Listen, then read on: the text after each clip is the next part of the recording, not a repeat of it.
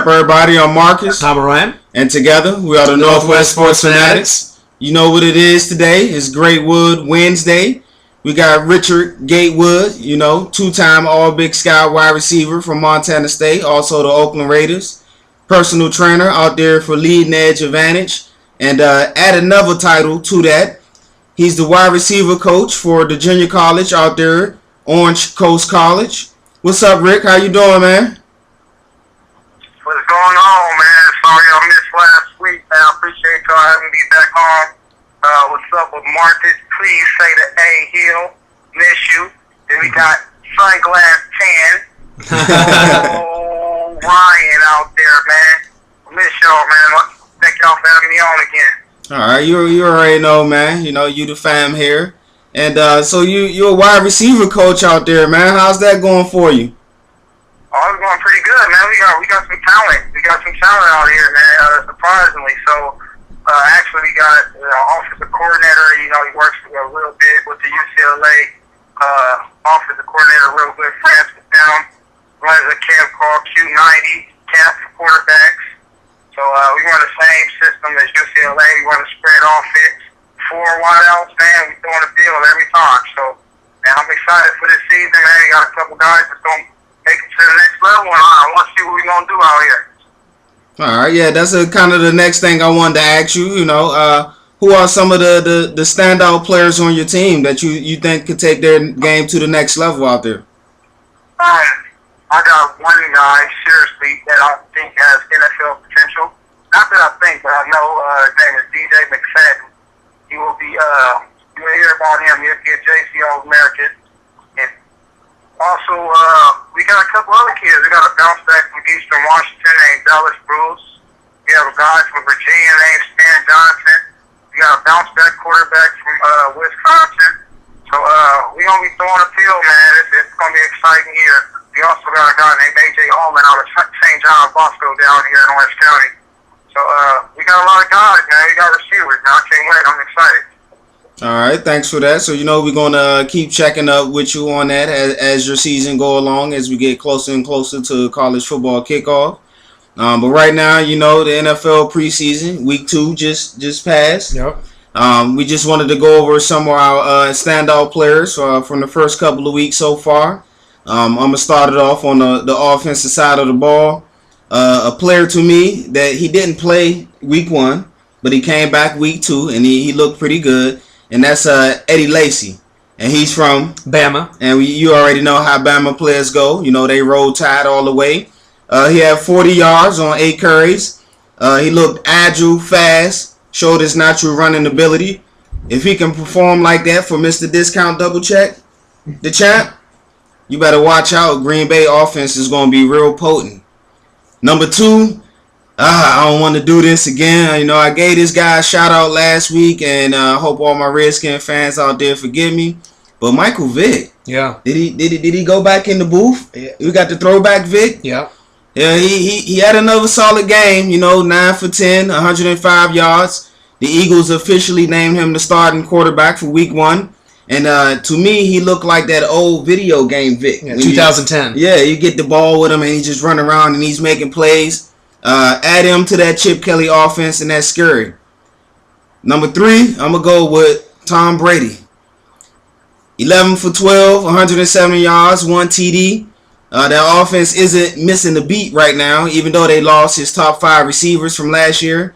And if Danny Amendola can stay healthy, look out. The Patriots still the team to beat in that AFC East. Yeah, Super Bowl probably. Yeah.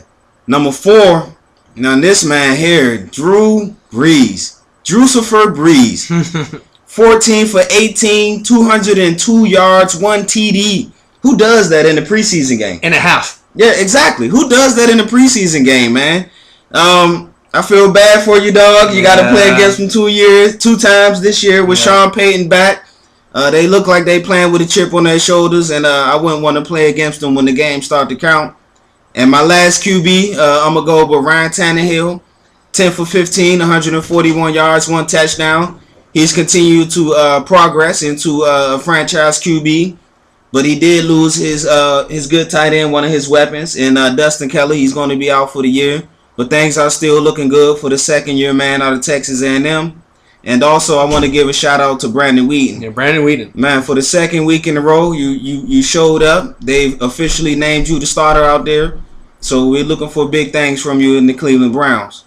Now, what about you, Rick? Any standouts there from the preseason so far? Well, since you mentioned Drew Brees, I have to bring in one of the receivers that's catching from a mix home. The youngster, Altuve's son. So he's pretty impressive so far. I don't get to catch too much preseason, but I do get to see the highlights. I got Russell Wilson out there in Seattle. I got to shout out Northwest right there. Seattle is showing to a kid, Stephen Williams. Either Stephen Williams or Stephen Williams. I don't know how they pronounce it, but he's played for the Cardinals for 3 years, 6'5", big target. He's been showing up right there. Michael Vick, you stole my guy, Michael Vick. Shout out to, I'm always rooting for him. You know, RG 2.5. He's going to have a good season, but I'm going for Vick, man, for sure.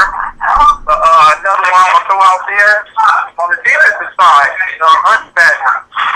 He's doing the same thing he was doing at LSU in the SEC. He's doing the same exact thing. He has a sack.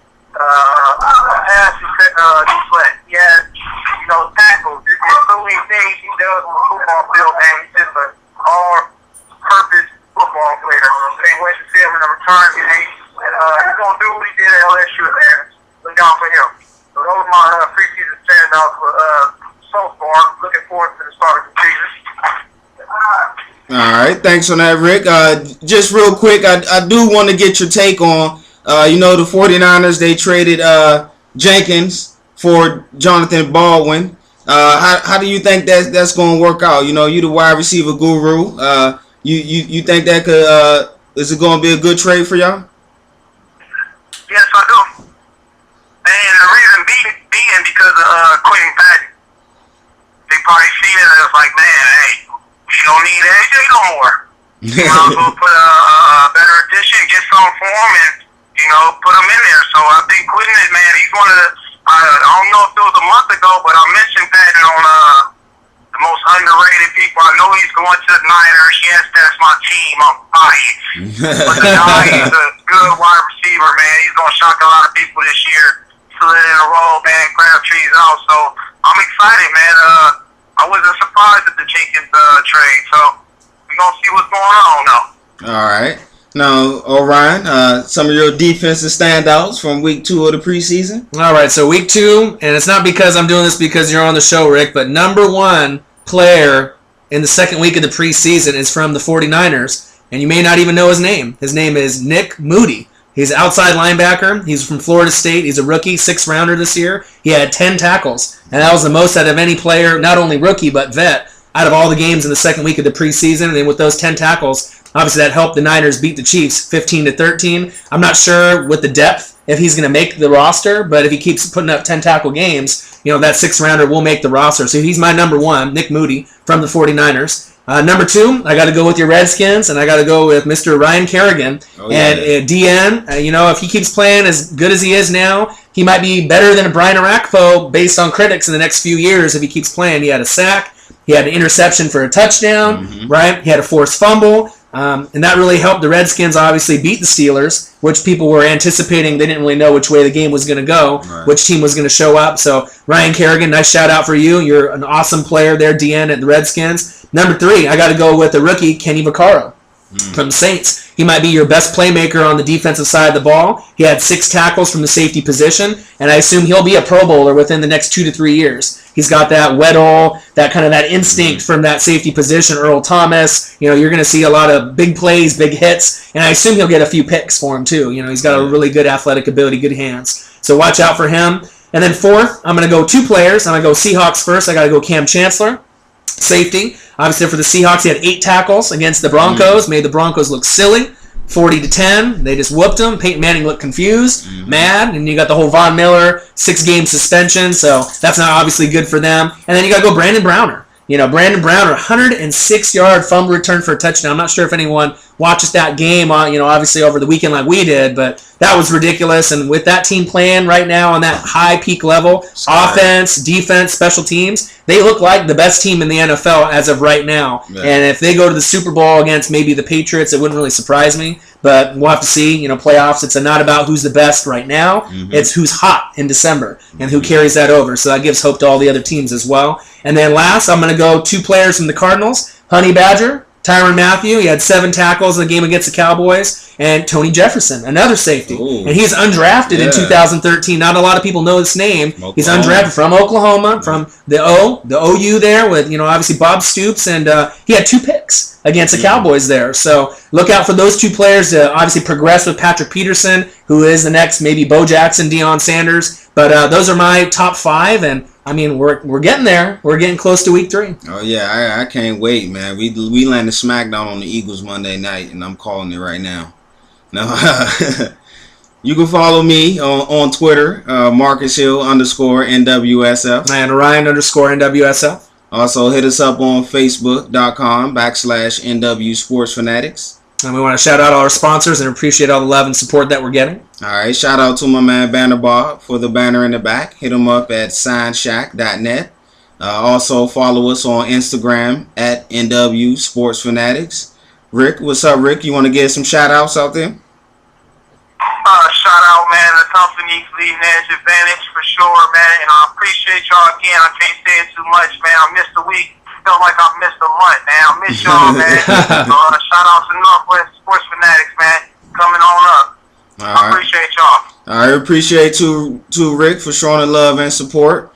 I'm Marcus. This is Ryan, and together we are Northwest Sports Fanatics.